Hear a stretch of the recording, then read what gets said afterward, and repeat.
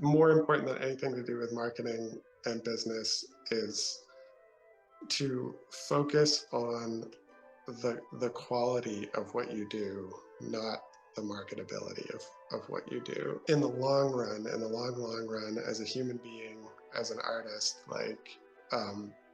strive for the great thing that you believe in as truth, not worldly rewards. Welcome to the BoldBrush Show, where we believe that fortune favors a bold brush. My name is Laura Aringo-Bayer, and I'm your host. For those of you who are new to the podcast, we are a podcast that covers art marketing techniques and all sorts of business tips, specifically to help artists learn to better sell their work. We interview artists at all stages of their careers, as well as others who are in careers tied to the art world in order to hear their advice and insights. For today's episode, we sat down with Erik Koeppel, an American landscape painter celebrated for reviving the Hudson River School style through his masterful technique, philosophical approach, and dedication to traditional craft and artistry. He emphasizes the importance of studying the old masters not just to copy, but to truly understand and internalize the knowledge behind their work. Erik encourages artists to focus on the quality and truth of their art rather than chase market trends or fame, believing that genuine dedication to craft ultimately leads to success. He offers practical advice on maintaining honest relationships with galleries, stressing the necessity of price consistency and open communication to build trust and stability. Erik also highlights the value of sketching from memory and observation as a means to develop a personal vision and deeper understanding of nature. Above all, he inspires artists to pursue their own path with integrity, reminding them that striving for greatness and authenticity is the most rewarding journey of all. Finally, Erik reminds us to stay updated with his future exhibitions by signing up for his newsletter. Welcome, Erik, to the BoldBrush Show. How are you today? I am well. How are you?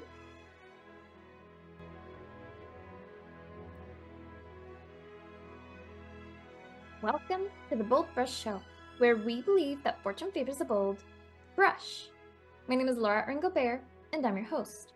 For those of you who are new to the podcast, we are a podcast that covers art marketing techniques and all sorts of business tips, specifically to help artists learn to better sell their work. We interview artists at all stages of their careers. Okay. Welcome to the BoldBrush Show, where we believe that fortune favors a bold Well, you've got me blushing. brush. My name is Laura Aringo-Bayer, and I'm your host. For those of you who are new to the podcast, we are a podcast that covers art marketing techniques and all sorts of business tips, specifically to help artists learn to better sell their work. We interview artists at all stages of their careers, as well as others who are in careers tied to the art world in order to hear their advice and insights.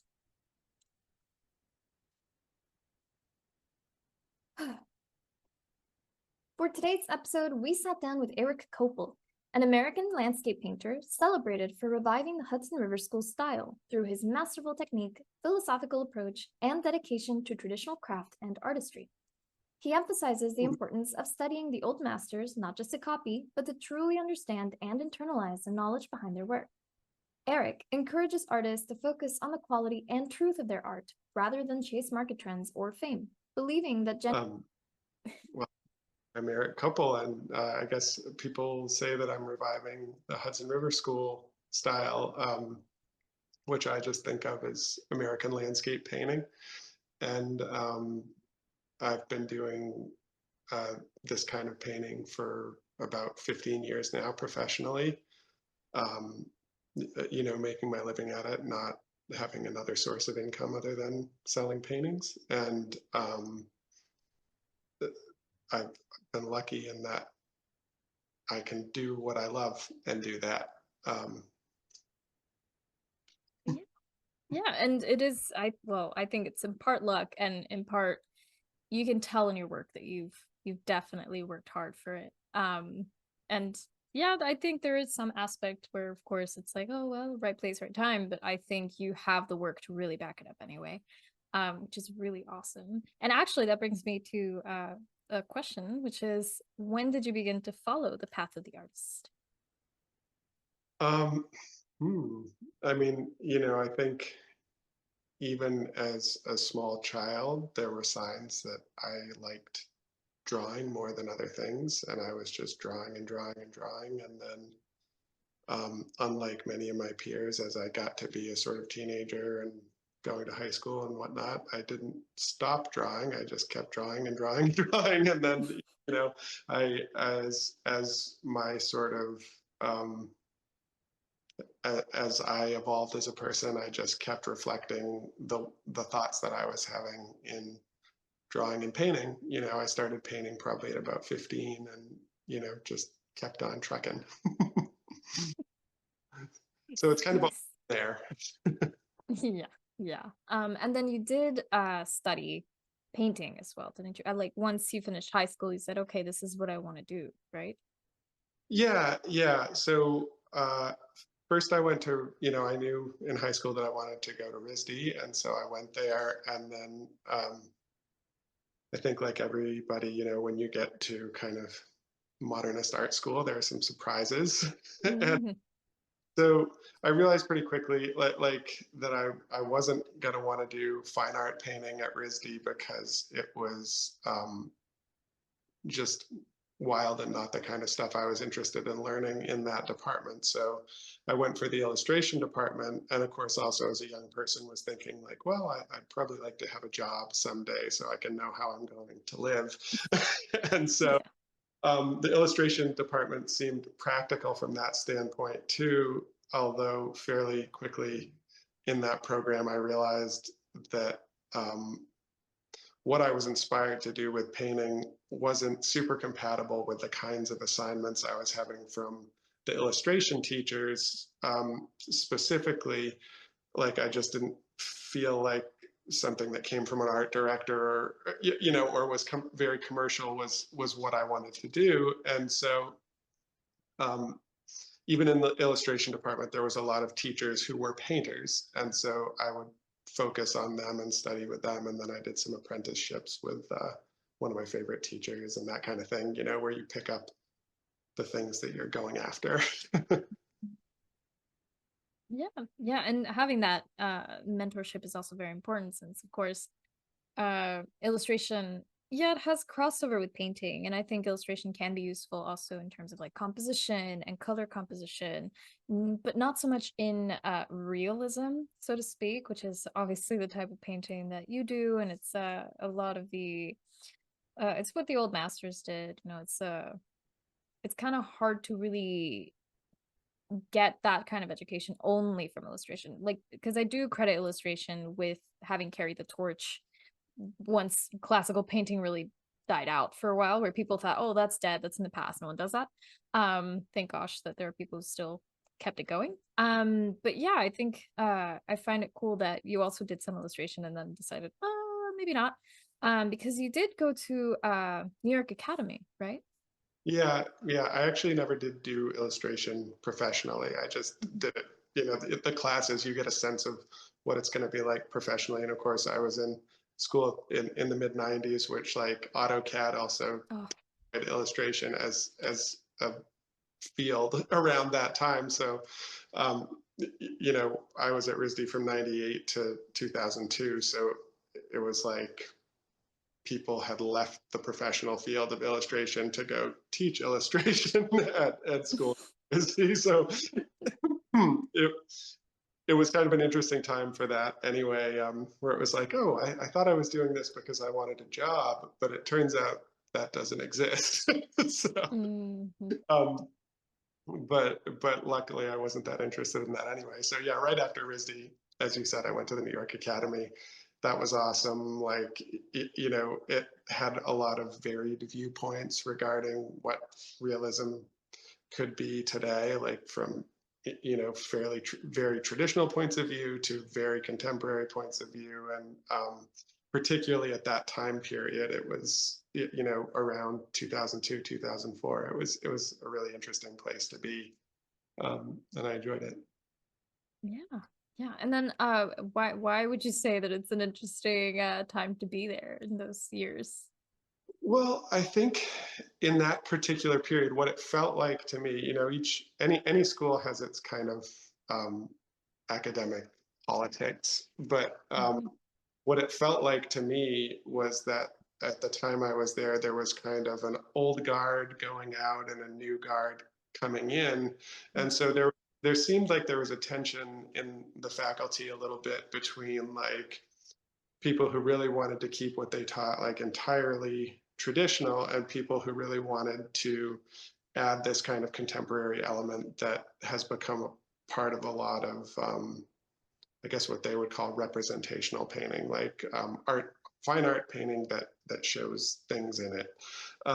And so one of the reasons for that kind of back and forth at that politically at that time, I think, was that the school had very recently become accredited and was granting master's degrees, and some of the conditions of that within our art world are that you have to nod to certain things, certain contemporary things, and so that was happening there, and that made it, I think, interesting and educational, and you could get vast competitive viewpoints between faculty that made you think, which is good for learning. Yeah, definitely. Definitely. Wow, that's really interesting. And then was landscape something that came up for you when you were studying there, or how did your work kind of evolve into more of the Hudson River style movement? Yeah, well, it's interesting. The For me at that time, the landscape painters that I was interested in were more the European landscape painters that um, the Hudson River School artists themselves were interested in at the time when they were kind of doing the grand tour and going overseas. And so, like, the people who, I think some of the Hudson River School artists met Constable. Constable was an artist who I was really interested in. And of course, when you study him, you get down the whole Dutch path of, Van Ruysdael and those guys. And then the more classical side, Claude Lorraine had a whole sort of school of landscape painting that came out of just his work. And so I was interested in all of this stuff, and I was learning like ink drawing, and I was doing figures, and I was putting landscapes behind figures that had an element of invention. And I was, so I was interested in landscape painting, but I didn't have a particular direction as far as my own line of study. It seems like in my mid 20s, I was trying lots of things and trying to do the best paintings that I could. And then, um, towards my late 20s is when it kind of synthesized into something that started to be more clear, I guess. Yeah, I think that's a natural progression. I think it's very normal for many artists to go through that sort of experimental phase that then evolves into, I kind of like this thing that I'm trying right now, and then that kind of turns into something else. Because I think you mentioned to me too that you did do the Hudson River Fellowship, right? That's a like because it's like a scholarship, right? Yeah, so the Hudson River Fellowship has, I think, changed a lot since its beginning. So it's like originally, um, well, let's see, there was maybe 1 or 2 years before I went on it. On the first year that I went on it, what it was described as was a residency. Like it wasn't really classes. It was like a whole bunch of artists, some of them more students, some of them more professional, were all gathering and discussing landscape painting specifically, and with the mindset of reviving the ideals of the Hudson River School, which was particularly cool at that time period because it was done right in the Catskill Mountains, right at the places where you can go for a little short hike and be like, Thomas Cole painted here, Asher B. Durand painted there, and Gifford painted from this exact rock, and you can see the rock, and so it was really interesting time of discovery because I had studied mostly the European landscape painters and like becoming much more aware of these American painters and how awesome they were and how beautiful the works they created, but also that you could have this very exact understanding of how they related to nature by comparing things that were very much right in front of you, with how they painted them, so I ended up getting involved with that program for, I would say, 5 or 6 years. Like the first time I was as a resident, and then the next year they started doing workshops, and I was one of the workshop teachers. And then I think for 2 to 3 years, it actually came up to where I live in Jackson, New Hampshire. So I was kind of hosting, showing showing everybody their spots, and where talking to people and stuff. And so, as well as continuing to teach a little bit, workshops alongside with the residents. So it was this kind of big celebration of landscape. Nice. That's awesome. I would just say that that was also very, I guess, more of like a moment for you where you realized, oh wow, this is actually really awesome. Like landscape is really it. Yeah, I would say that over the course of that 5 or 6 years is when I really became more fully focused on landscape. And even as I was doing figure, the figure was becoming more kind of small in the composition, more part of, I became really interested in the idea of how the landscape expresses human content, and this was a huge thing for the Hudson River School. Like a lot of these guys were very spiritual, poetic guys you find in their writing, and like they had a lot of feeling that they saw reflected in the landscape. And so I shared those kinds of feelings, and I saw how they could bring out human responses from natural things, and became very interested in that, and that might have been for me a little bit of just a growing up thing too, as you get later into your 20s and as you get into your 30s. um, things for me at least, like, oh, like what does a naked human body look like, started to get less interesting. Things that like maybe have more to do with the mind, and the our sort of relationship with the universe, were things that started to become increasingly interesting to me. So I was reading a lot of ancient Greek philosophy, and then all kinds of everything in between, from the transcendental, Emerson and Thoreau and these guys. Mm. All that thinking was influencing this movement towards um, essentially understanding the divine through nature. Yeah, yeah, I was actually gonna say, yeah, it reminds me very much of the idea of the sublime. How there are nature, especially paintings like yours, they're supposed to reflect that sublime, which is this overpowering, huge natural force that when a human looks at it, they just feel maybe small, but at the same time, just at awe at the grandeur of nature and how we're still a part of it. And I that's also something that I think about, probably maybe because I'm in that time period of reflection about it.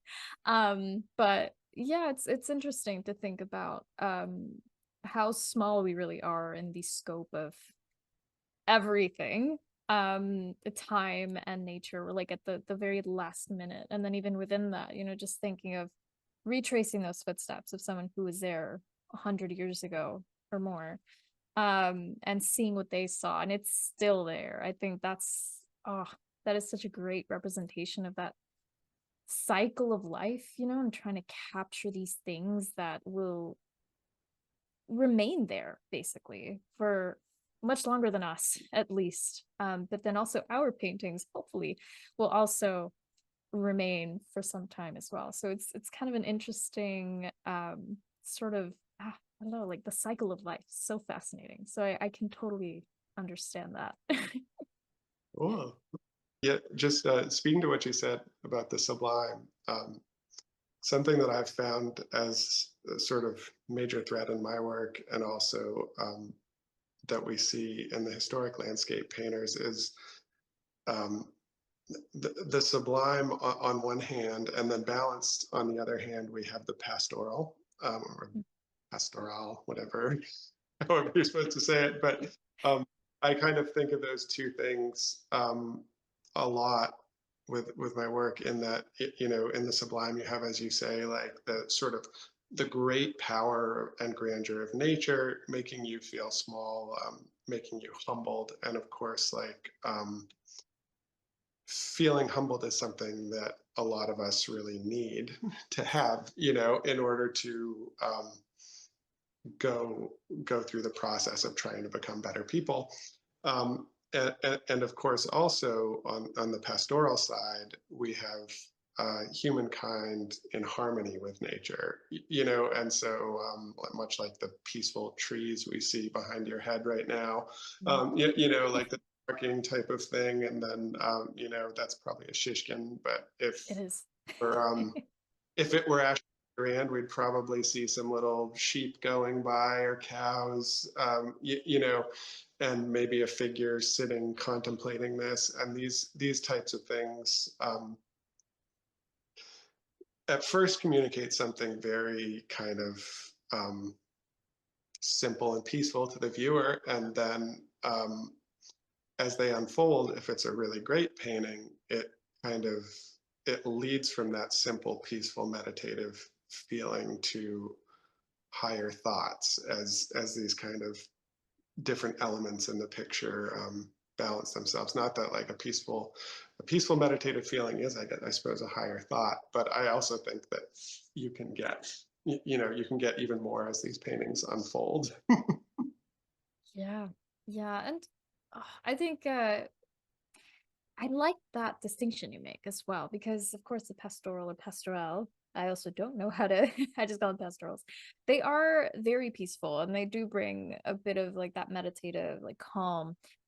But then I feel like the sublime paintings are so shocking in a way. Like they really stun you and then you just can't stop looking. It's like when you go hiking and you're so tired going up this hill, and then suddenly you reach the top and you see the view and it catches your breath and you're just mesmerized by just the beauty of nature and how you truly are just a small thing. We're so small and fragile. And of course a pastoral will bring calm to that, where it's like, yeah, you're small, but it's okay. And you can be in harmony, but then that's sublime. Oof. It's a almost like a loving punch to the gut. Um, but yeah, I'm also much more, I lean much more to that sublime aspect in my preference with paintings as well. Yeah, there's just something about, there's a bit of a more melancholic tone, I think, in the sublime than there is in the pastoral, for sure, which I also really see in your work. And I really want to ask you a bit more about your process, because truly, I would be like your first student, because I think I look at your work and I'm like, how did he do that? How did he make it look almost exactly like of course now it's a contemporary recreation of a revival of this movement, but you have captured so beautifully the technique where it just makes it fits in so perfectly. So I want to know a bit more about your process with your work. Do you start with plein air? Do you work on site as much as possible? How much of your balance is studio work versus plein air? um, the balance of studio versus plein air is varied. It's varied seasonally, but and it's varied from year to year. I've had years where the whole warm season I was outside all the time, sunrise to sunset, and then um, as as I've gotten older, um, I've really liked spending more time in the studio and really choosing my days to go outside. Like if I look out the window and I'm like, oh my goodness, there's very wild clouds. Like I'm going to go up into the mountains and check these out from a place where I like to look at clouds. Or so it's really like when I go outside now, it tends to be more very much in the pursuit of something that I need for something in the studio, where when I was younger, there was a lot more of this just, you know, I have so much to learn about what's out there and it's what's out there to learn is endless, but because I have more of this desire to bring bigger ideas to fruition, that ends up taking a lot of time in the studio. And so a lot of times I'll go outside to either draw or do a small painting that's in some way supportive of something I need to know for a bigger, for a bigger painting. But um, and then I do tons and tons of drawing, tons of sketchbook drawing, both from nature and from imagination, just compositions and things like that. So, you know, I have a sketchbook here. I don't know if this would be too useful to show on a little tiny video screen or not, but you know, on this little page is about six different tiny little compositions, and then those all would have done pretty much straight from memory and imagination. Like there's another page, and I would just maybe do one or two of these a day, tiny little things. And so I draw in my sketchbook every day, um, and a lot of this is just invented stuff. And then I'll just say you can edit this however you Yeah. like, you know, No but worries. you know, there's an ink drawing that's just made up. But I really believe that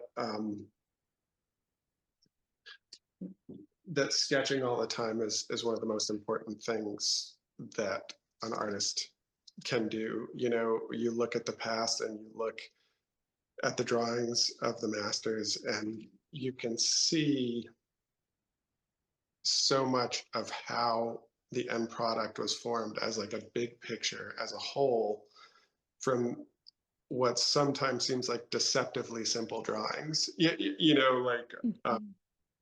from Raphael to Rembrandt to Constable to uh, Cole. You know, they weren't drawing to show off. They weren't drawing to make like a product in and of itself. Like they were really drawing to support their what they considered their great important works. And so for that reason, the drawings, they had no reason to hide anything in those drawings. You know what I mean? Like they really show and give hints to how these paintings were made and how important design and pictorial structure is. You know, like if you look at Thomas Moran's drawings, you can see he had years of drawings where like he never had anything go out to the edge of anything. Like nothing touched the edge of the page, you know. And I was like looking at this and thinking and looking and thinking, and then you go and look at his paintings, and you're like, wow, how does he get that crazy dynamic like swirling of things? And it's like he doesn't have or tends not to have like high contrast anywhere at the edge of the picture. Like all the action is in the picture, and you can really see like how these drawings and watercolors um, sort of solidified his vision for the wholeness of how a picture fits together. You know, um, Holy cow. First of all, your sketches are amazing. And I think the first thing that really it brings to mind is I totally understand how your process has evolved. Also because, you know, when you're starting out, like you said, you know, you're going out there, you're learning. But then of course, as you sort of graduate more or less from that learning stage and you know more and more, of course, there's always more to learn. But I feel like it's, you know, diminishing returns a little bit. Um, you can rely so much more on memory, right? Like the only way that you can pull off those imagined compositions that you showed is through that memory exercise. Like I feel like it's so underrated to draw from memory and to paint from memory because it is the biggest test of memory ever. I mean, I remember being a student and being like, I'm going to draw a person from memory. And then I realized, oh, wait, how does this part of the body actually work? You know, it's like once you're missing that component of, oh, you can't look, it's like, oh my gosh, now I really have to understand it. And of course, memory exercises are so good at that. Of course, nature is a little bit more forgiving, um, unless you're really going to go extra, you know, like a Discovery Channel where you really want a very specific type of tree, then you really need to get to know that specific type of tree, or the type of grass or the type of rocks. But I think for sure that's the first thing that you really brought up. And I'm like, ah, oh, yes. And then that other part you mentioned, that really lifting that hood underneath the old masters, saying their drawings. I mean, for me, especially like looking at Corot's like sketches for his landscapes also, it's like, ah, oh, this is how he's thinking. And they're beautiful, like you said. It's like, oh my gosh, I want to draw like this. But for them, it's like, no, this is like key information for a bigger piece or a different painting or even future paintings.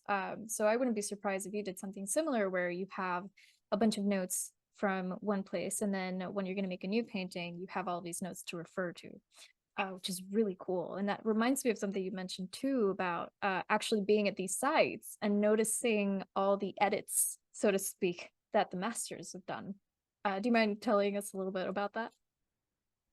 Yeah, sure, sure. So, in my searching around for master, sometimes I just run into places that masters have painted. And one of the places that's easy to find right around here is there's a 10-foot painting that Albert Bierstadt did of Emerald Pool, which is, 15 minutes up the road from my house. It's a great swimming hole. It's a great place to paint. Um, but it was a very educational experience to discover that painting, knowing the pool itself very, very well, because, if so, this 10-foot painting, there's maybe a section that's maybe 2 by 3 feet that, like if it were this painting behind me, it would be about a little section, like a little tiny section of it that was very directly and super specifically done from this specific pool of water in the Peabody River, undeniably, and then the rest of the painting was either in many parts completely made up, but then particularly the background, you can see where he took the background mountain range from, and the weather is a place that's like maybe 2, 3, 4 miles down the road, where you have to actually go around a whole mountain to get a similar view to what he had for his mountains. And so there's even, cutting all the trees in the world, there would be no way to see that mountain from that pool. And yet it's very specific features on Mount Washington. It's Lion's Head, it's Tuckerman Ravine, and so you think that Bierstadt must have done sketches from a few different sites along along what would have been the carriage road at that time, and kind of completely made up and created the middle ground in between the two things with what we would call White Mountain scenery.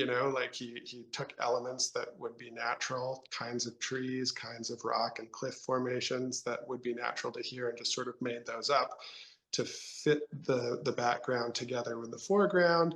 And then, of course, he has, a couple deer coming to drink at the pool, which he would have probably sketched from taxidermied animals in some degree, but also like just sketching deer motion of animals in nature, with quick gestures. And so it's really awesome, because then you see the painting, the places, and then later on, somebody shows me this study, which confirms exactly what I said, where he has this 20 by 26 piece of paper that has a study, a highly detailed study of the exact region of the pool that's accurate. So it's like, oh, okay, so he had this, he drew this into the middle of a huge canvas, and then just made this symphony of White Mountain scenery to go with it. So when you see old masters do that, it's like, okay, well, what I'd like to do is figure out how would I do this myself. And if you don't mind, I'll continue on that topic. Yeah, please. So this ties back to what you said about memory, which, if you consider the beginning of modern painting, in the Renaissance, what we think of as modern painting, and you look at the drawings of, say, Raphael and Da Vinci and Michelangelo, particularly people in the realist tradition today, studying in the ateliers, who are very used to copying optical situations very, very closely, will notice that in those kind of structural drawings of the masters, particularly the older Renaissance masters in particular, that there's something a little different going on than just copying just what you see. And an example I bring up in lectures a lot is this drawing that Da Vinci has done, which it's a pretty famous little sketchbook drawing of his, but there's a little tube pipe like a spring that water is coming out of, and it's not the most profound drawing in terms of, like his drawings of beautiful figures and faces and things, but like you see the water come out of the tube, and then it pours free form down into a pool, like a spring. And so you can see that Da Vinci's mind and the way that he's working on the way that that water pours into water is not at all copying like glittering light or like even just form, but his lines are circling around and studying um, like the various forces that are in play. Like he's studying like the water going underneath the other water, then swirling around, then coming up to meet, coming up to meet that, and then pressing out and going towards like along the surface of the water, pressing out and going towards the edge of the pool. And then he has curved lines that press of it reflecting back, which is this sort of like, like the water is breathing, And so um, the reason I bring that drawing up is because you don't do that drawing in order to just copy an individual situation of water. You do it to acquire an understanding of the thing, like to acquire knowledge, like to gain the physics of it. And so if you take that principle that like, so let's just say the old masters were not saying like, oh, I'm going to draw this in a certain light in order to in order to face the challenge of capturing it, but that they were going out with their sketchbooks in order to acquire knowledge, then suddenly you think like, well, that makes sense that like linear perspective was so important, even though linear perspective is a completely and utterly non-optical phenomenon. Like it's not existent in the way we observe nature because points that are up above are further from our eye than points down below. So there would be no true vertical, which we all encounter when we try and line our little cameras up. but like linear perspective was so important because it can create, it comes from a body of knowledge that can create a reality within a space, and so you're taking your flat rectangle and creating a space within it. And so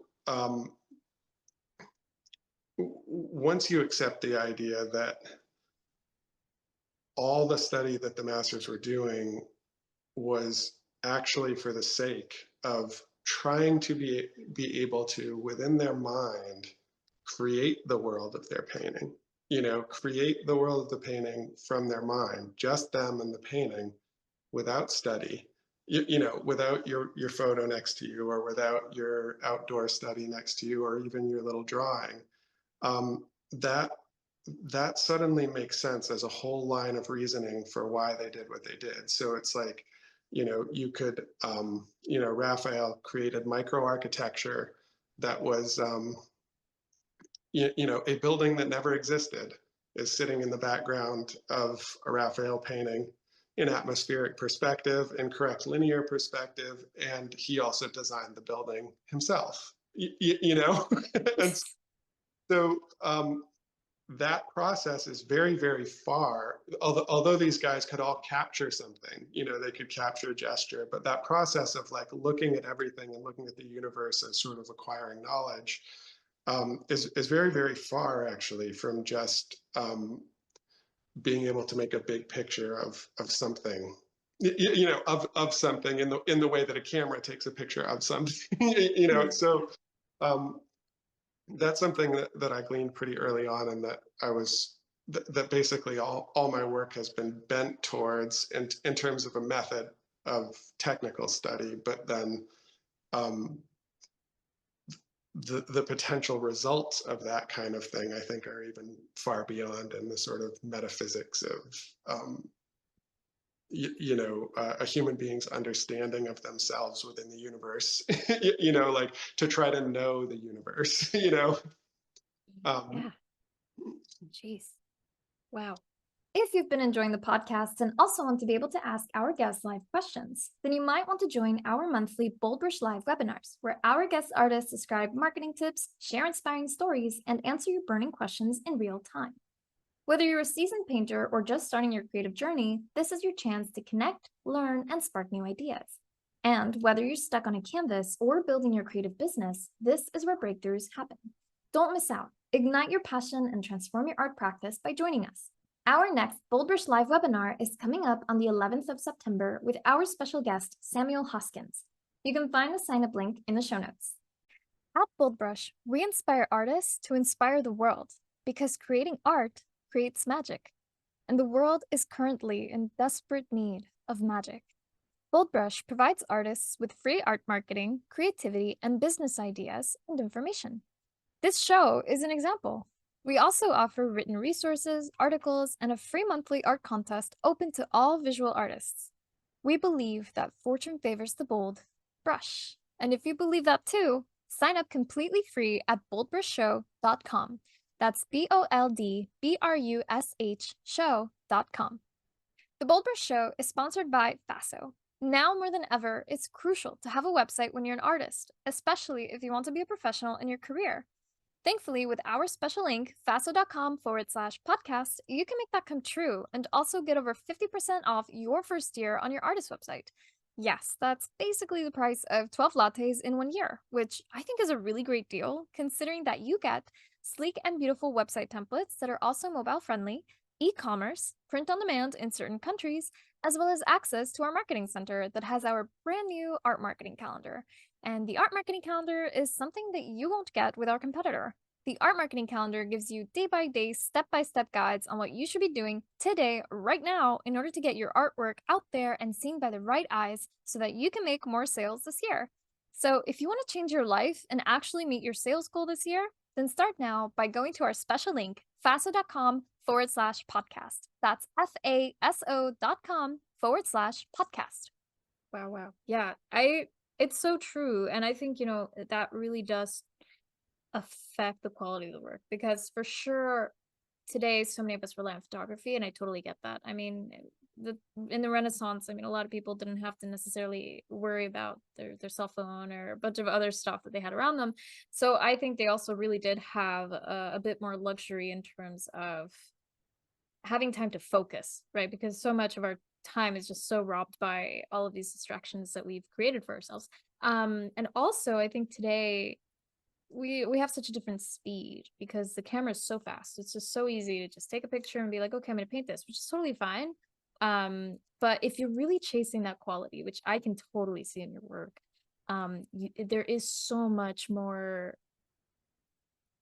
I guess, of the intellectual brain that has to come in, that has to observe nature as it is and try to understand it and try to, I guess, memorize it, because so much of it is memory, because the only way to really remember something is to really understand it to its depths, right? So having seen those little things, and what you mentioned, like Da Vinci's just observation of water, that guy was amazing. That just goes to show how far people can go if they really, really wanted to in terms of observation of nature, and how that in itself can lead to really beautiful work, because then, especially with Da Vinci, because his landscapes and just the way that he interpreted people, because I like to also tell people who care to hear that when you look at a painting by Da Vinci or by Raphael or by any of those old masters, especially the portraits, no one looks like that. No one looks like that. And it's because it is such a reinterpretation of the human, right? Through this, of course, the influence of the classical sculptures that have been discovered around the time. But it's such almost an architectural view of the human that is so rational, but at the same time so beautiful and masterfully made. That's why today, you try to paint, like, I don't know, your neighbor, and it looks too much like your neighbor, and it's not really going to look like a Da Vinci or Michelangelo, because there's an element in there that has to go beyond humanity. You know what I mean? Yeah, no, I know what you mean. Yeah. I mean, the thing you were just saying is particularly apparent if you were to look at through time um, images of Jesus Christ. And I think the reason is because you know, regardless of whether you believe in Christianity or not, like if you see it as mythology or just like a line of ethics, the sort of the the figure that he represents is a divine figure, right? So obviously, in Italian Renaissance, the center of the Catholic world, to depict that was to depict God, and so those artists would have been incredibly conscientious about the fact that like this had to be something more than man when they were doing it, and so uh, you an exercise one might find kind of humorous was if you were to just Google images of Jesus Christ, you would probably be startled at how apparent it is when an image of him is just an individual guy from a photo that has long hair and a beard compared to say like how Titian or Raphael like somehow like from the glowing light and from somehow harnessed something so deep and powerful and earth-shaking from like a human face and a human body,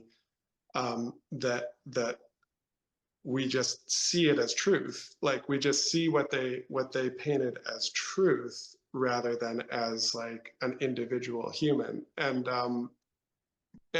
it's interesting that like a character who is so huge and emblematic like that can also be so reduced as to um, just look like kind of a hippie guy in, in sandals and a robe, and Mhm. and I don't mean that to like belittle anybody's belief or Mhm. I know there's a wide spectrum of feelings Mhm. in the world right now regarding um, Christianity, and I don't even want to say anything about my own feelings on it, but just I think that exercise is a really easy way of Mhm. seeing the difference between like what things look like and maybe what their potential is for an expression of a true higher idea. Whether it is um, part of your religion or not. Personally. Yeah. Yeah, no, totally. And I find that so fascinating because for so long, even before the Renaissance, there were icons of Jesus, right? And especially in like I the first ones that come to mind are like the Eastern European icons, which were no one looks like that, right? And they're very iconic, literally, but also an icon being almost like an avatar, almost like this everyman, but almost no man at the same time, which I think, I agree. It becomes such a much better representation of this sort of etheric being that we don't really know. Like it's more of like this spiritual being, right? That a lot of people follow. And I think it's actually it's much better to have a deity represented as this no man, all man type of being, because it's like, oh, I recognize humanity in it, which is how I feel when I look at like a Rembrandt or I look like at a Da Vinci. It's like, oh yes, I see this could be Mary, but at the same time no one looks like that, right? It's like this I don't want to say cartoon, but in a way it is almost like a cartoon, which is, yeah, I think it's such a fascinating little area that is so hard to see today. I think today, especially because of photography and the ease in which we can just, oh, I'm going to paint my friend so and so, and that's totally fine. They can model and represent maybe, like Artemis or another deity if you want, but it doesn't change that, oh, well, she looks exactly like that. Which is something that, just to finish this off, but it's something that the gosh, Manet got in trouble for it when he painted, the group of people in the picnic, and it's like, oh, I recognize her. How scandalous! Um, which of course the camera had already existed by then. So Yeah. that really changed as time went on, and now today it's like, oh yeah, that's my friend so and so, and yeah, they're naked in my painting, but they were fine with it, and it's not as scandalous, I guess, as back Yeah. then.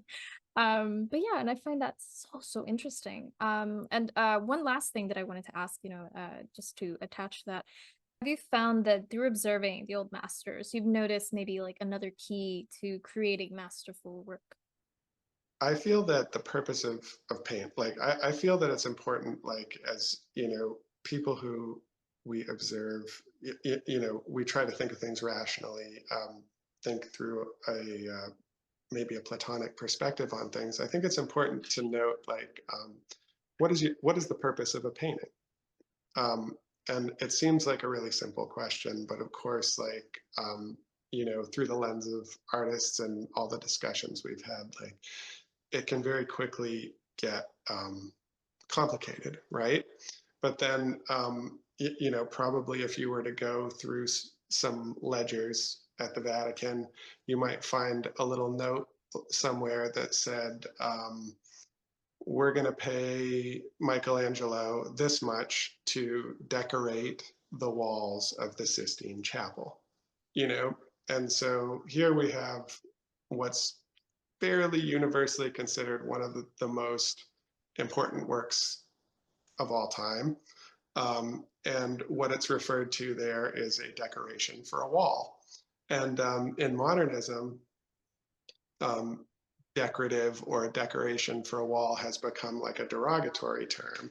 But back then, you would be more apt to find that it was just simply a description of what they're actually doing.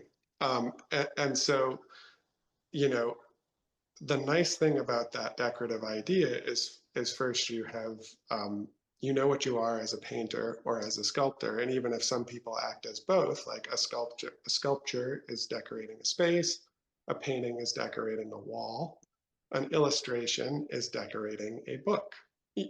And so many people have these long discussions about what's the difference between painting and illustration, and it's like, for me, that seems very simple. Like, an illustration occurs in a book and a painting decorates a wall.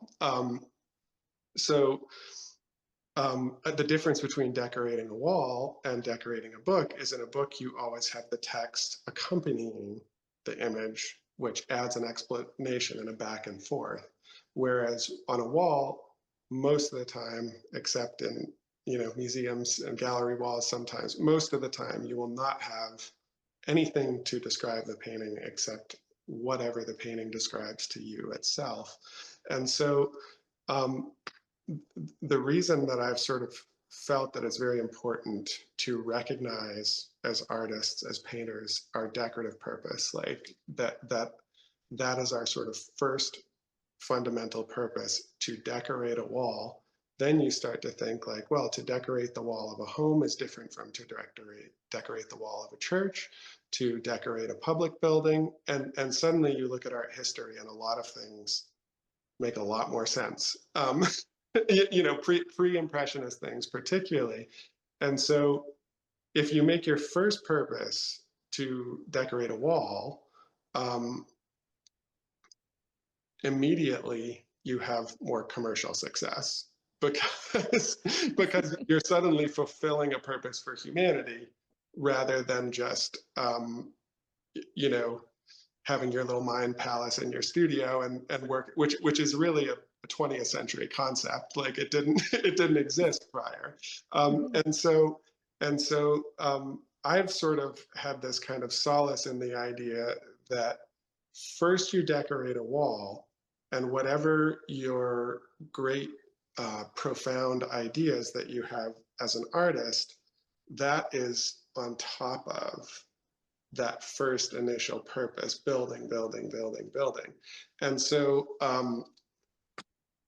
then if you go back in time to consider like movements in art, we love to think about the very best artists when we study art history. We love to think about the guys and gals that we've been talking about. But all of those movements were accompanied by like lower tier down the way, where some people maybe were just above sign painters, but were, we're talking about 19th century American painting now, just above sign painters, but we're running around rural New England like painting trees into stairwells, and there was a guy who did that. And then sometimes in historic houses you can find that, and sometimes there's little guys with an ox cart and a narrow gate, and like all these sort of symbolic things. And it's like, if you think like, that does decorate a wall, and it does make a space pleasant to be in, and it is nice, like when you walk into that stairwell, it's okay to just be like, this is decorative, this is nice. It does not make me think the way that a Thomas Cole painting will make one think, but but it's okay. And so you can start from a decorative idea and study yourself and take time to study what your philosophical purpose is as a human being, and build that onto something that fulfills a fundamental purpose for humanity, because people do need decorations for their walls, and like movie posters and things, aren't as nice as something that a human being, really did with their pencil and brushes. Yeah, and I love that. It is true that, fundamentally art is decorative, and and I love that it then brings forth, the idea of like different categories of painters, and any of them can make, a living from it. Of course, your audience just changes, right? So like how you said, like, oh, commercially you could be successful as a more decorative painter, and that's totally fine. And then someone who maybe wants to add a little bit more of that philosophical layer on top, they can also maybe find their crowd. But also, if your paintings are still beautiful and decorative, there's no reason why you shouldn't also fall into the category of being commercially successful, because you're still decorating a wall with something that is beautiful to look at. Maybe doesn't make you think too hard if you don't want to, but you have the option, if you know what I mean. But yeah, that is really great. I think that's a really good question for people to ask themselves, about what is the purpose of what I'm doing. And I'm also one of those people who really thinks that fundamentally, it's okay to create for the sake of creation. There's nothing wrong with that. And I think also fundamentally, and it's something that I was thinking about a lot, is that humans are natural creators. Like we always want to make something. A lot of people might think they're not creative, but they are. I mean, you have to put together a meal, and that's a pretty creative thing because you have to come up with something. But yeah, I love that. And I also wanted to ask you, because you do work, with galleries, and you started working with galleries when you were quite young. So that also brings me to the question of when did you become a full-time artist, and what was that experience like for you? um, so I was making, you know just about enough to live on with my paintings, when I was 29-ish, and I didn't get comfortable enough to fully leave the part-time job until I was maybe 30, 31. Like it took, well, maybe it was 28 then, because I remember it felt like it took 2 or 3 years before I was like, okay, I've consistently made enough for 2 or 3 years that like I could say that I can pay my bills, and and that kind of stuff. And so even with that feeling, like when I was 30, 31 and had quit the part-time job, like it's pretty stressful those first few years, because it's like if you're making a living, but you're making it in these chunks where it's like, oh, you might sell a big painting and get, 5 figures, but then like you have to, because you don't know where the next 5 figures are going to come from, or even the next 4 figures, you have to kind of like really like live in a very skimpy way.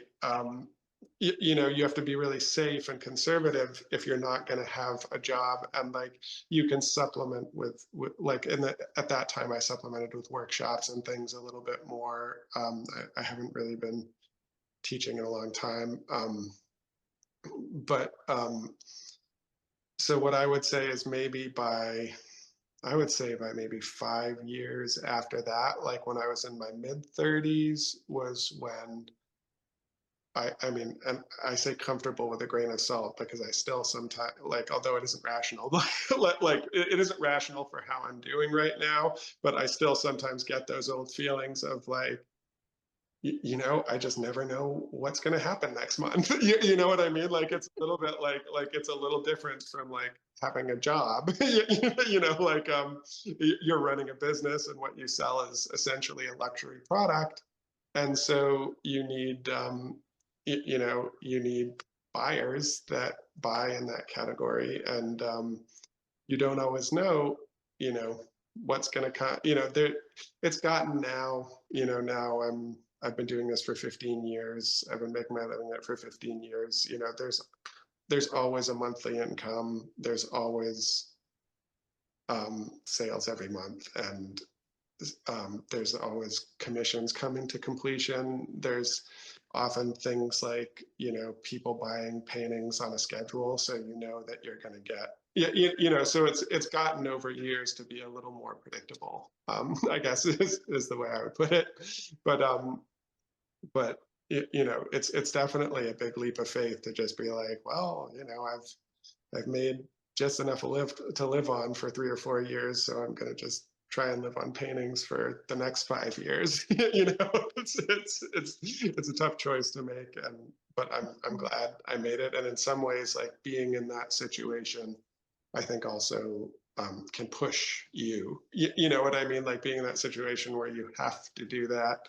If you start to feel like things are lean, you're going to be like, well, do I schedule a workshop, or do I go to some new place and make a bunch of paintings, or like, you know, like find some new inspiration that might just create some, you know what I mean? Create something. So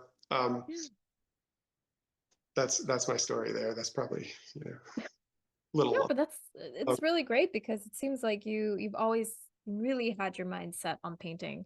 And you know, everyone has a different path, but I feel like, you know, you're for sure you were like, oh no, I'm really gonna do the thing. And I remember last time you also mentioned that you worked closely with the gallery, and then, you know, that evolved into also learning a bit more about how galleries kind of did their thing. Do you have advice for someone who wants to work with galleries or have work with a gallery? Like, are there any things that they should look out for, or like be careful with, or like, you know, almost like green flags versus red flags, if you have any that come to mind? I mean, it's really hard to say exactly like what will suit each different person's path, like based on their work and who they are and how they like to work in the world. Like I have a friend who's a very, very fine artist that he just isn't happy unless he has some kind of job as well, like because the stress of doing that doesn't make him happy, you know. And so so I think like every personality is different, and you have to, you know, it's almost like if you were talking about investing in the stock market, and you have to be able to weigh your personal ability to take risk happily, you know, and then also your willingness and ability to build your life around um, you know, what it might take to reduce risk. Say like if you're, you know, like in those early years, like, you know, I drove a beat up Nissan Sentra, you know, with really good snow tires. And so like, you know, I was willing to make all kinds of like life comfort sacrifices in order to keep things lean so that I could focus on my work. And you know, as I've gotten more comfortable, you know, I've done some more things, you know, that like having a wife and kids, and not, or you know, not that like I consider that, I didn't mean as Oh a no, it's hard to be lean when you have a family, that's for sure, yeah, because you yeah, have more responsibilities. yeah, I didn't mean that as a possession, just Oh no, you're good. that, that you know, that's like a life choice that for many artists it's helpful to wait on. You know, Yes. wait a little bit to do those things if what you're serious, you know. So there's all kinds of priorities and life choices. So I have a really hard time in general, like without knowing someone's specific situation, like sending a broader advice. But what I would just say is, I guess don't be afraid to work with a lot of different people and learn what they're about, and don't put all your eggs in one basket, maybe, you know, because people can seem one way and be acting another way, and people can, you know, galleries do all kinds of things. And some of them are very nice and some of them are not. And I have dealers that I've been working with for 16 or 18 years that that we have a very understood relationship. And like, um, I've also worked with other people for much shorter periods of time because there was some kind of imbalance in the relationship. And it's, I personally think it's very, very important to be honest with people about what your needs are, what you're doing. And sometimes that takes some courage to do because every relationship with every gallery and dealer is different. And so all these things that some people put into contracts or some people might tell you are like the rules of the business, that, oh, nobody does this. Like everybody does everything. It's just a matter of having honest relationships, ideally with good people, because if a gallery really cares about what you do intellectually, which like many of them don't at all. They just want to sell paintings. But if they do really care about what you're doing, or they see that it's something that might be good for the world and like as well as good for their clients, like the good art dealers, they don't want you to suffer in order to be in a relationship with them, and it's like think of it as a relationship with a partner or a friend, like um Aristotle had his three categories of friendship, like friendships of pleasure, friendships of utility, and then like what he called true friendship, which is like where two people legitimately want the good for each other. And so like most gallery relationships would be in the friendship of utility category, where like you both benefit from being honest with each other and doing something that benefits both. Very, in rare cases, you might become actual friends with with a gallerist, but in the true sense, where you truly wish well for each other, and that's of course an ideal friendship for old Aristotle. Yeah, yeah, and that is something that one can aim for, but for sure, fundamentally that relationship is a business one. I mean, that is the biggest, I think, thing to take note of that you mentioned, because of course the gallerist wants to make money, and depending on their personality and how they run their business, which from person to person can totally vary, that could mean putting you, in an uncomfortable position, and or that can mean, taking very good care of you so that you don't run away because you provide really good money for them and for yourself. So it's a very interesting symbiotic type of business relationship. But it's a very good point that you make, like not being afraid to put your foot down if something isn't feeling right, or definitely working with many different, or trying to at least work with different people, because of course it's so important that, like you mentioned, not putting all your eggs in one basket, because then, if something goes bust with a specific gallery, you almost got to start all over, right? Especially if like some galleries might be like, oh, we want you to be exclusive with us in this entire country. That's a big problem, or it can be a big problem, because then that gallery really, really has to, I guess, guarantee that they can take care of you as an artist and take care of your sales as an artist the same way that you would be able to if you had 5, 6, 7, 8 galleries, right? Like it's kind of like ooh, is that something that I can do, right? Yeah, it's and that's again like it's such an individual thing. Like you have to picture like what what is the painting, like what is the product, where is the person in their career. Like nobody, I'm honestly, nobody has approached me with the idea of an exclusive contract in a long time. And it may just be that like they look at my website and see that that's not an option. But um, you know, particularly when you're on that young, when you're on that, I guess they call the emerging, the emerging artist line, like they're right on that cusp of kind of becoming professional is where I had the most sort of challenges. And because you don't know the business as well at that age either. And there can be people that mean well, but you don't see that they mean well. And there can also be the opposite where they don't mean well and you don't see that they don't mean well. And so there's just such a variety of situations, and it's good to talk to the people around you that that are unbiased. Like you might have um, teachers that are so far down the line from that point that they can hardly remember it, and then you might have like some colleagues and friends that surround you from school where like maybe somebody has gotten 2 or 3 years ahead of you and somebody else has gotten 2 or 3 years behind or whatever, and like those conversations about like, hey, what have you encountered, like what have you done, and how are your relationships with this person or that person, and like all those conversations with sort of people that are near your kind of age or stage of professional development can be really, really helpful, because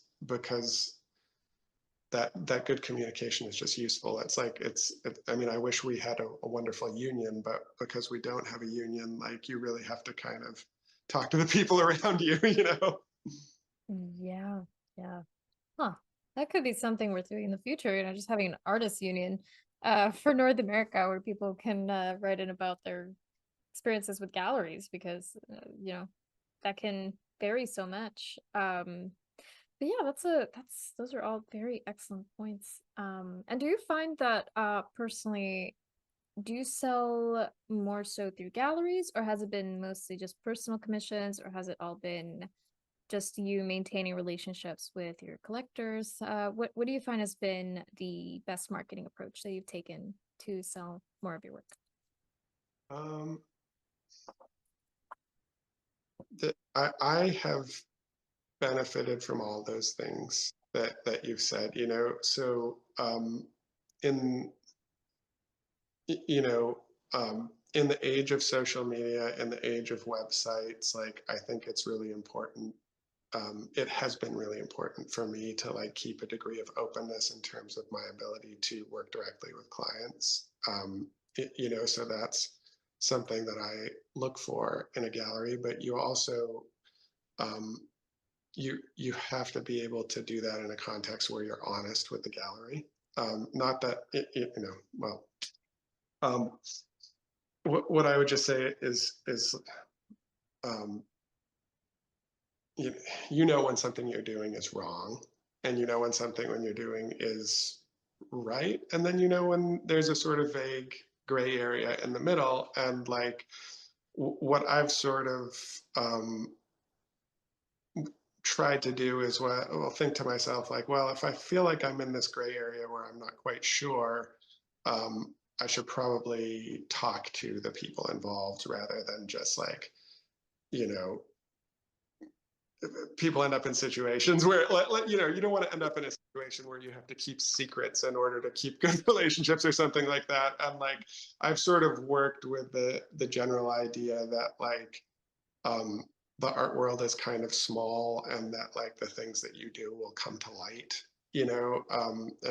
and so you should be able to have a clean conscience about like, well, even if I've done something that was within our agreement, and that maybe somebody else wasn't happy about, they can at least remember that conversation that we had where I told them what I was doing and that we had agreed to it.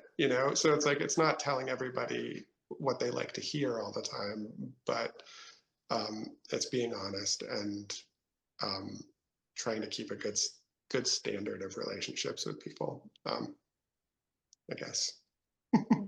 Yeah, yeah. There's a lot of stuff that I've heard about, people trying to undercut galleries, and then that bites them pretty hard in the butt later on. Especially if, they were being they were trying to be discreet, but as you said, the art world is very small. Galleries talk to each other, artists talk to each other, like, oh, so and so did this. So it's very, very good to like you said, have that transparency and those conversations. Like, hey, this person came to me wanting a commission, or wanting to buy this painting, but I know it's with you, this gallery, right? I just want to let you know so that it doesn't you guys know that you're still going to get like a commission. I'm going to tell this person, no, you have to go through the gallery. But I know some artists might do something different. We're like, oh, well, for the big paintings, you guys are definitely having those, but then I get the right to sell any studies or any smaller things that are like, small fish, that the gallery probably wouldn't try to sell. It's like, okay, I get to reserve those for, maybe if I have like a studio sale or something. But that's still good to, discuss with the gallery. Like, hey, would you guys be open to this? Or can I just, take my little itty bitty painting studies and do what I want with them, right? So it's like you said before, it's very much about communication and being open and receptive, for sure, for sure. And then what final advice would you give to someone who wants to become a full-time artist?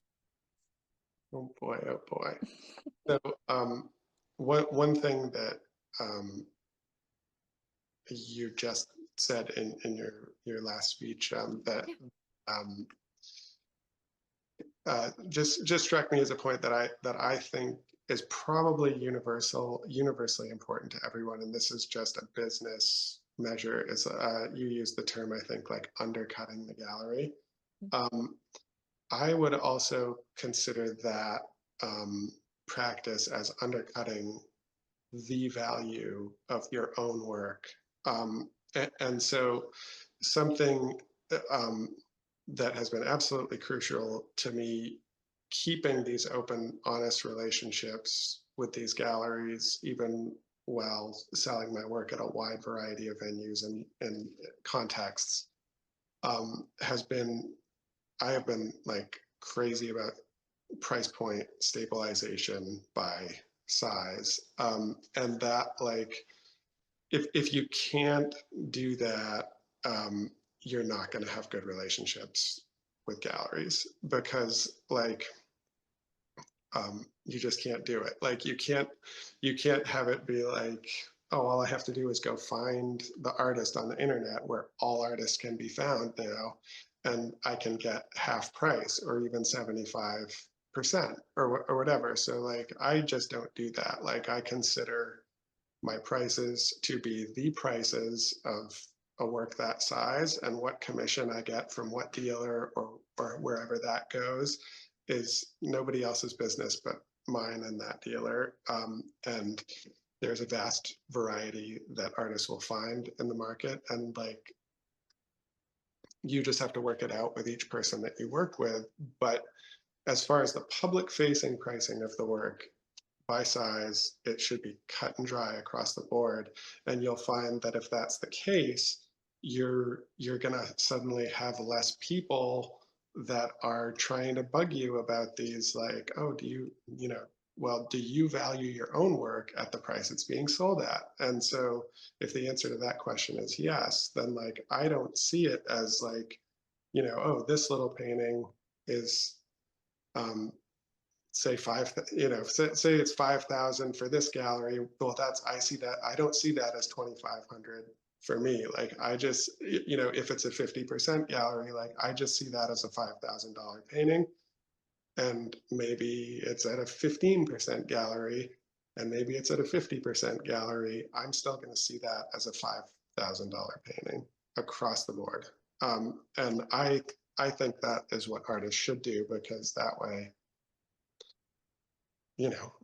you're honest, and like you can sleep at night and you don't have to worry about, well, somebody's going to go to the country and buy the painting for that or whatever. It just makes it really cut and dry. This is the value, this is the market. And when you do that over a long period of time, then you have collectors that expect those prices to be universal, and like you build stability into your market for your work. Yeah, it's important to stay consistent, for sure, because I think that's one of the things a lot of artists struggle with is pricing. Or thinking like, oh, well, with this gallery it'll be this price, with that gallery it'll be this other price, where truly it should, like you said, be very, very much stable across the board. Because then, creates weird discrepancies. For sure. Yeah. Yeah. Added to that, you can also like, before I had stabilized this so much for so long, like what you find at the beginning is like you're going to actually find dealers that they want to do to their contemporary, their peer. They want you to do to that other art dealer what they don't want you to do to them. And so this is the hilarious thing about it is like one dealer might be like, oh, like, I can't sell that at 5,000. I can only sell it at 4,000 because they're trying to build an advantage into their marketplace, and they're going to pressure an artist to go along with them on that, with the young innocent artist not realizing that they're damaging their relationship with this person and with that person, and most importantly, they don't believe in their own value anymore. And so it's kind of like, if you're going to sell it, just sell it where it is. That's what I think. Totally. Yeah, I mean, you have to stand your ground and be like, nope, sorry, dude, it has to be 5,000. If not, then it's nice doing business with you, and you walk out. Totally, totally. And then besides the consistency advice, do you have any other final advice for someone who wants to be a full-time artist? Yeah, more important than anything to do with marketing and business is to focus on the quality of what you do, not the marketability of what you do. And so in the long run, in the long run, as a human being, as an artist, like, um, strive for the great thing that you believe in, um, as truth, not, worldly rewards. Like, art is not to be done for fame or for other sort of silly, flattering reasons. And like, I just think you find more success from doing something true, and good. Very wise words, and I 100% agree. Because it's kind of funny how I've noticed, especially with all the painters that I've interviewed, the more truthful you are about your art, right, and what you paint, and the more transparent you are, and of course it works out too with galleries too, where you have to be transparent, but also as an artist, if you're transparent with your work and you focus on making it the best that you can, everything else kind of falls into place, right? Like the marketing falls into place. It becomes a little more easier to handle those things because you're, like a craftsperson, you're, really, working at your craft. And the craft itself, just quality is noticeable. That's what sells, is quality. Yeah, it's not always, some people might not totally focus on quality because, some collectors might not be too concerned with that. But fundamentally, I think that's what really matters, is that quality, because you'll find the collector that really appreciates it, or they'll find you in most cases.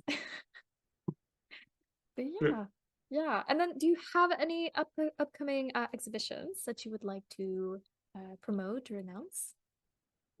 I think I'll just say, check out my website and like join my newsletter, and I'll always be, once a month or so. I'm not gonna fill your inbox with newsletters every day. Like every month or so, I'll put on the shows and the talks and the things that I do. So, Awesome. Yeah. but And oh, join yeah. the. Oh yes, for sure. And do you mind telling us what your website is? It is erikkoeppel.com. So if Very you can spell my name, which most people can't, you can get to my website.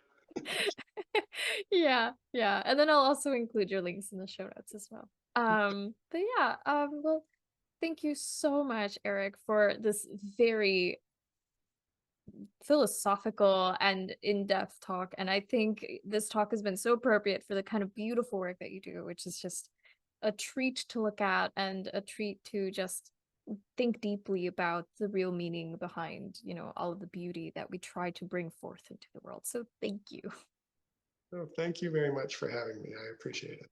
Of course.